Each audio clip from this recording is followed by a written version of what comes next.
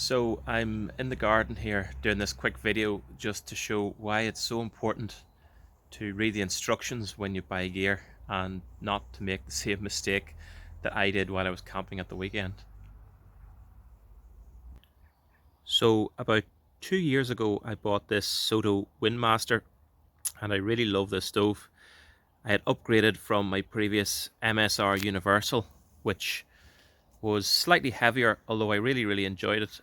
It was a great stove and had a lot of flexibility in terms of fuel options.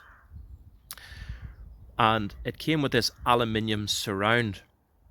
And in my infinite wisdom, I decided that don't I also make a little aluminium surround for my Soto Windmaster.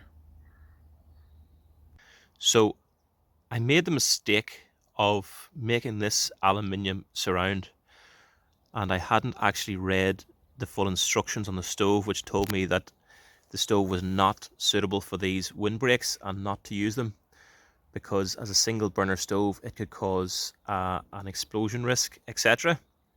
So as you see, while I was camping at the weekend using this particular metal foil windshield that I had made, it was quite windy, and I put the windshield around the stove, as I've done, I suppose, regularly over the last 2 years.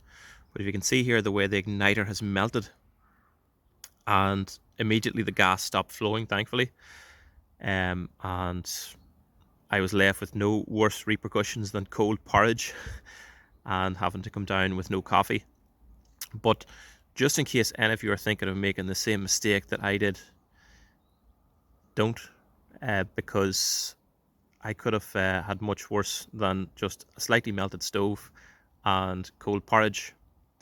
Thankfully, I contacted Soto and they are actually going to send me a spare igniter. So I will get my stove back up and running again, which is great because I really love this wee stove. But just in case any of you were thinking of doing what I have done, please don't, because it's dangerous.